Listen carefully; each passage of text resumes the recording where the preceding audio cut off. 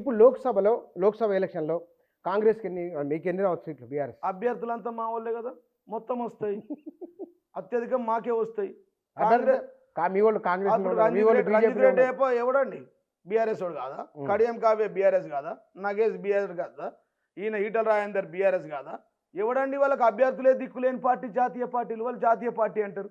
సిగ్గు శరం ఉండాలా అంటే జాతీయ ఎక్కడ పార్టీ. గెలిచినా మీ వోళ్ళు గెలిచినట్లే. మొత్తం మా వాళ్ళే కదా! మొత్తం ఎక్కడ ఎక్కడ చూసినా మా వాళ్ళే, మా పార్టీ వాళ్ళే. బూర నరసయ్య గౌడ్ ఏ పార్టీ, ఈటల రాజేందర్ ఏ పార్టీ, ఆయన ఏ పార్టీ, నగేష్ ఏ పార్టీ, ఈయన ఏ పార్టీ, రంజిత్ రెడ్డి ఏ పార్టీ, కడియం కావ్య ఏ పార్టీ. అన్ని మా పార్టీలు. కాంగ్రెస్ అభ్యర్థులు మా వాళ్ళే, బీజేపీ అభ్యర్థులు మా వాళ్ళే, టీఆర్ఎస్ అభ్యర్థులు మా వాళ్ళే. వాళ్ళకు దిక్కు లేక, గతి లేక, అభ్యర్థులు దిక్కు లేక వాళ్ళని పెట్టుకున్నారు. అంటే మొత్తం ఈ లెక్కన 12 లోక్సభ నియోజకవర్గాల్లో 12 మొత్తం బీఆర్ఎస్ వాళ్ళే ఉన్నారు. 17 గెలిచే ఛాన్స్ ఉంది మాకు. హ్మ్. హ్మ్. ఒక ఎంఐఎం ప్రజాస్వామ్యంలో ప్రతి ఒక్క బుచ్చన్న కాదు, నీకు MIM నీకు టికెట్ ఇస్తే నువ్వు కూడా గెలుస్తావని ముందడుకోతావు. హ్మ్. నేను బుచ్చన్న ఓడిపోతాను ఎవడు. అవును. మేము కూడా ఆశతో ఉన్నాం. ప్రజల్లో వ్యతిరేకత వచ్చింది. ప్రజాపాలన కొనసాగిస్తలేరు. అన్ అన్ అప్రకటిత ప్రజాస్వామ్యం నడుస్తూ ఉంది. ఇందిరాగాంధీ ఎమర్జెన్సీ ఉండే. హ్మ్. ఎమర్జెన్సీని మించిన పాలన కేంద్రంలో మోడీ గారు, రాష్ట్రంలో రేవంత్ రెడ్డి పరిపాలిస్తారు. అప్రకటిత ప్రజాస్వామ్యం, అప్రకటిత నియంతృత్వం చెలాయిస్తారు ఇక్కడ. హ్మ్. తెలంగాణ ఎమర్జెన్సీ ఏముంది అంత ఎమర్జెన్సీ? అప్రకటిత, జనం ఏమంటారు? కన్ఫ్యూజ్ చేయకండి. అప్రకటిత ఎమర్జెన్సీ. ఆ, ఇందిరాగాంధీ ప్రకటించింది ఎమర్జెన్సీ. అవును. వీళ్ళు ఎమర్జెన్సీ ప్రకటించకుండా కేంద్రంలో, రాష్ట్రంలో అంత ఎమర్జెన్సీ ఉంది ఇక్కడ. అప్రకటిత ఈడీ, ఐటీ, ఎమర్జెన్సీ. సిబిఐ అంటే మిమ్మల్ని ప్రశ్నిస్తే వినాలి వినాలి మిమ్మల్ని ప్రశ్నిస్తే పరిశీలించమను. మిమ్మల్ని ఇబ్బంది పెడితే కొంత ఏమన్నా గతంలో చేసిన తప్పులను కనుక సమీక్ష చేస్తే అది ఎమర్జెన్సీ. ఈ దేశంలో 23,672 ఈడీ కేసులు బుక్ చేశారు. ఎంతమంది జైలుకు పోయారండి? సుజనా చౌదరి ఎందుకు పోలేడండి? ఆయన మీద ఈడీ కేసులు లేవా? అక్కడ ఉన్నటువంటి సీఎం రమేష్ గారు ఆయనే పంపించిండు బీజేపీలకు. అక్కడ పోగానే జేఈడి నచ్చితే జేబులో మోడీ గారికి, నచ్చకపోతే జైలుకు. మోడీ గారికి నచ్చితే జేబులో, నచ్చకపోతే జైలుకు. మీరు చూశారు కదండి. నిన్న ఇదే లిక్కర్ కేసులో శరత్ చంద్రారెడ్డి A7 కదా, అక్యూజ్డ్ కదా. ఆయన తీసుకొచ్చి ఎలక్ట్రల్ బాండ్ 65 కోట్ల రూపాయలు ఇచ్చారు బీజేపీకి, కాంగ్రెస్కి ఇచ్చారు.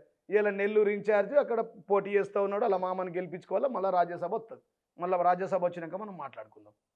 ఇది నచ్చితే జైల్లో, నచ్చితే జేబులో, లేకపోతే జేడీలో. జై మోడీ అంటే నై ఈడీ. ఈయనేమో ఈ కార్తీక దీపం సీరియల్ ఫోన్ ట్యాపింగ్, రోజు ఒక్కడి పేరు, రోజు ఒక్కడి కథ. ఓకే, కార్తీక దీపం సీరియల్.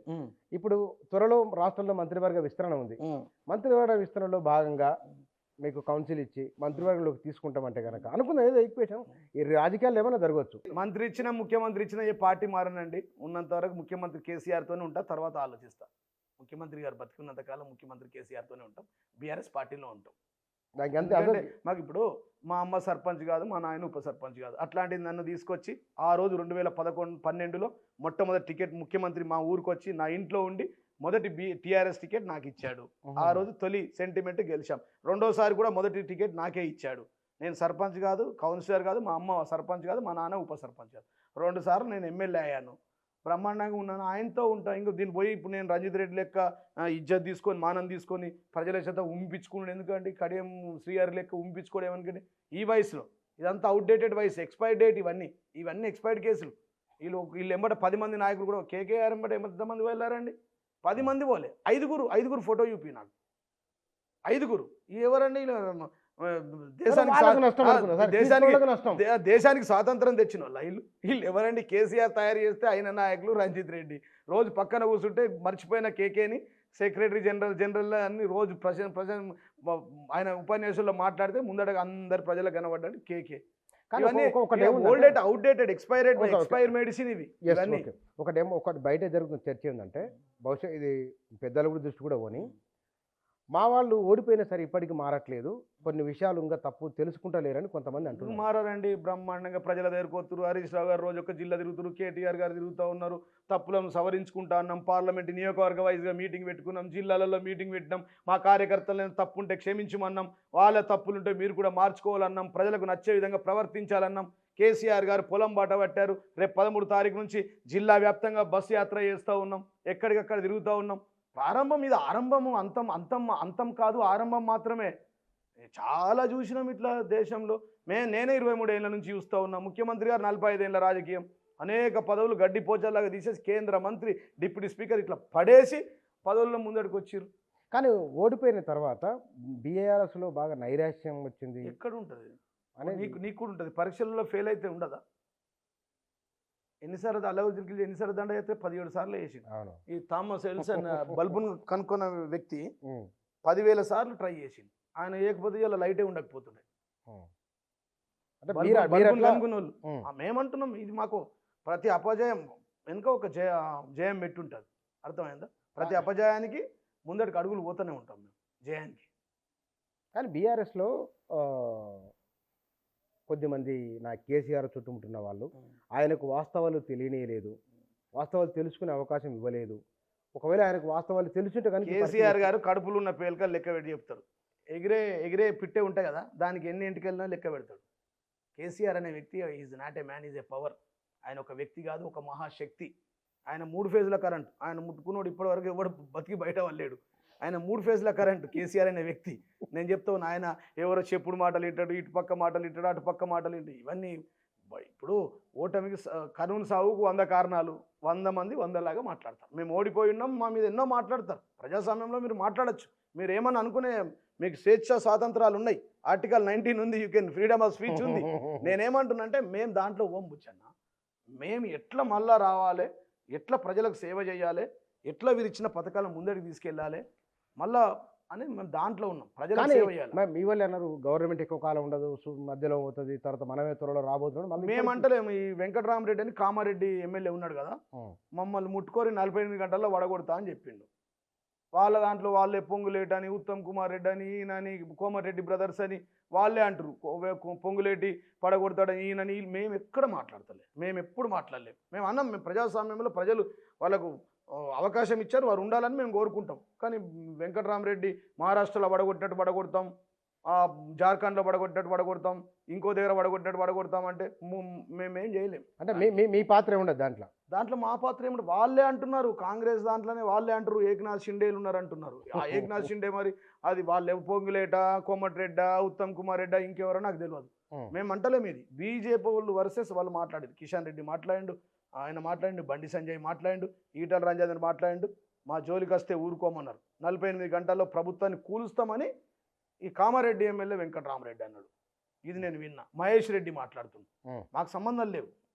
కడియం శ్రీఆర్ అన్నాడు, కడియం శ్రీఆర్ అన్నాడు, అటే ఆయనే పోయిండు. ఆయన 10 సార్లు అన్నాడు. ఆయన అన్నాడు మాకు సంబంధం లేకుండా అన్నాడు.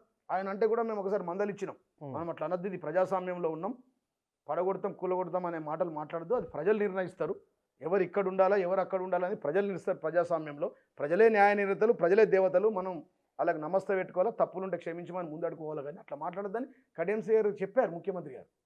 మళ్ళీ ఇప్పుడు ఆయన ఆ మాట అన్నాడు, అదే ప్రభుత్వం పడిపోతాడు, మళ్ళీ అటువైపు వెళ్ళిపోయింది ఆయన. ఆయన అన్నాడు, ఈ బీజేపీ వాళ్ళు అన్నారు.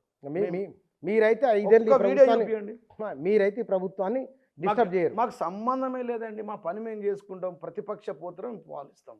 రైతులకు బోనస్ ఇచ్చేంత వరకు వెంబడబడతాం. రైతులకు 25 మంది పోతారట. ఇంకా రైతులకు 24 గంటల కరెంట్ ఇచ్చేంత వరకు వెంబడబడతాం. రైతులకు 2 లక్షల రుణమాఫీ ఇచ్చేంత వరకు వెంబడబడతాం. రైతులకు రైతు బంధు 15,000 ఇచ్చేంత వరకు వెంబడబడతాం. మా ముసలమ్మలకు 4,000 పింఛన్లు ఇచ్చేంత వరకు వెంబడబడతాం. మహాలక్ష్మి స్కీమ్ ఆడవాళ్ళకి ఇచ్చేంత వరకు వెంబడబడతాం. మా ఆడబిడ్డల పెళ్లిలకు 1,00,000 రూపాయలతో 71,000 రూపాయలు తులం బంగారం ఇచ్చేంత వరకు మేము. వాళ్ళు పడుతున్నారు. 25 మంది ఎమ్మెల్యేలు పోతారట బీఆర్ఎస్. ఇప్పుడు పోతారు అని బుచ్చన్న మైక్ టీవీలో కూడా చూసిన, యూట్యూబ్ ఛానల్లో చూసిన. పోయేటోళ్ళు 2-3 పోయారు, కప్పుకున్నారు. యాంటీ డిఫెక్షన్లో పోతారు. అలా పదవి పోతుంది, బై ఎలక్షన్స్ వస్తాయి. దానం ఎందర్ గారు పదవి వెళ్ళిపోతుంది, తెల్ల వెంకట్రావు గారు పోవాల్సిందే. ఇంకొంతమంది రాజీనామా చేయలేరు. రాజీనామా ఎవరు చేసి రిజైన్ చేసి కండవ కప్పుకున్న వాళ్ళంతా ఖతం అయిపోయినట్టే. మీరు రాసి పెట్టుకోరు డైరీలో. సుప్రీంకోర్టు ఆర్డర్స్ ఉన్నాయి, ఇక్కడ ఇది ఉన్నది, ప్లస్ యాంటీ డిఫెక్షన్ ఉంది. మేము కంప్లైంట్ కూడా ఇచ్చారు మా 5D కౌశిక్ రెడ్డి వాళ్ళందరూ దాంట్లో ఉన్నారు. అందుకోసమే పాపం ఎవరు కూడా ముందటికి రావట్లేదు పోవాలని. బీఆర్ఎస్ లో ఒక 2-3 శిబిరాలుగా ఉన్నాయి అని అంటారు. ఏం శిబిరాలు లేవు, అంతా ఒకటే శిబిరం, కేసీఆర్ శిబిరం ఉంటాయి. అట్లా కేసీఆర్ ఎంబట్లో ఫాలోయింగ్లో పనిచేస్తాం. ఈస్ట్ వెస్ట్ నార్త్ సౌత్ లేక 4 పనిచేస్తారు. శిబిరాలు మాకెందుకు? శిబిరాలు ఉంటే 10 ఏళ్లలో మరి శిబిరాలు లేవా? మరి 10 ఏళ్ళ పదవిలో ఉంటుంది కదా, అప్పుడే శిబిరాల్లాగా విడిపోతుంటాం కదా, అప్పుడే ఏక్నాథ్ షిండేలు అవుతుండే కదా, అప్పుడే అధికారం కోసం కొట్లాడుతుండే కదా. మేము ఎప్పుడు వచ్చాను ఒక్కటి గుర్తుపెట్టుకోండి. ఇప్పటికి కూడా మేము కాంగ్రెస్ నాయకులకు విజ్ఞప్తి చేసేది అందరు ఒక్కటే, ఈ పిచ్చకుల కేసులు పెట్టడం, ఈ లంగ పనులు చేయడం, అర్థమైందా? ఏది మా మాజీ ఎమ్మెల్యేల మీద కక్ష సాధింపు చర్యలు చేయడం, మా కార్యకర్తలను ముట్టుకోవడం. కాంగ్రెస్ నాయకులకు చెప్తా ఉన్నా, వార్నింగ్ ఇస్తున్నా, మా కార్యకర్తల మీద మీరు దాడులు చేసిన, మా కార్యకర్తల మీద కేసులు పెట్టినా గోడకు బంతితోని కొడితే ఎంత స్పీడ్తో పోతే అంత స్పీడ్తో వాపస్ వస్తుంది. ప్రతిదీ రాసి పెట్టుకుంటాం, ప్రతిదీ లిఖించి పెట్టుకుంటాం, ప్రతిదీ డైరీలలో రాసుకుంటాం, ప్రతిదానికి వడ్డీతోని చెల్లిస్తాం, ప్రతిదానికి వడ్డీతో ఉంటుంది. అప్పుడే దాడులు ఉంటుందా? ప్రతిదానికి వడ్డీతో ఉంటుంది. మేము కత్తులతో దాడి కేసులు ఎన్ని అంటే కేసులు మీరు అండి? నా నియోజకవర్గంలో ప్రతి ఒక్కరికి వాడు ఇన్ఛార్జ్ ఉన్నాడు. ఒక్కడు థర్డ్ క్లాస్ 40,000 ఓట్లు వచ్చినాయి. ఇంత వేవులా అప్పుడు ఆకుల లలితకు నా మీద 45,000 ఓట్లు వచ్చినాయి. ఈ కాంగ్రెస్ వేవులాడికి వచ్చింది 40,000 ఓట్లు. వాడు ఎంఆర్ఓ ఒక ఇన్ఛార్జ్, ఆర్డీఓ ఒక ఇన్ఛార్జ్, ఏసీపీకి ఒక ఇన్ఛార్జ్, ఇసుకే దందా, వాడికి వార్నింగ్, వీడికి వార్నింగ్.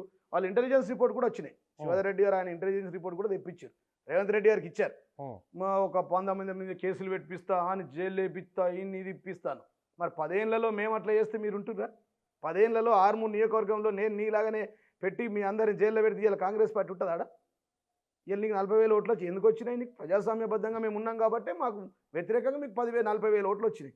అది కాకుండా ఈ చిల్లర పనులు చేస్తాం, ఈ తప్పుడు పనులు చేస్తాం, సర్పంచులను బెదిరిస్తాం, బిల్లులు రాకుండా చేస్తాం, ఏఈలకి చేస్తాం, డీలకి చేస్తాం అంటే ప్రతిదానికి లెక్క ఉంటుంది. పన్నుకు పన్ను, కన్నుకు కన్ను ఉంటుంది. అంటే అంతే కదా, ప్రతిదానికి ఉంటుంది కదా, మరి తప్పదు కదా. మరి ఇప్పుడు ఇది ప్రజాస్వామ్యబద్ధంగా ఉంటాము, ప్రజాస్వామ్యబద్ధంగా చట్టం పరంగా పోతాం ముందడికి. వాళ్ళు పోతూ ఉన్నారు, మా మీద కేసులు పెడతా ఉన్నారు, మేము హైకోర్టులో రిట్ పిటిషన్లు ఎత్తున్నాం, కోర్టులలో కేసులు ఎత్తున్నాం, ముందడికి వస్తున్నాం. మరి కార్యకర్తలు కూడా రేపు పొద్దున అదే ఉంటుంది కదా. నువ్వు మా కార్యకర్తలు బెదిరించి గుండాయిజం చేసి కవితను కలిసి ఢిల్లీ వెళ్ళి కలిసాం కదా. నేను సుప్రీంకోర్టు లాయర్ కదా. కలిసి ఆమె కేసు ఎట్లా ఉండొచ్చు?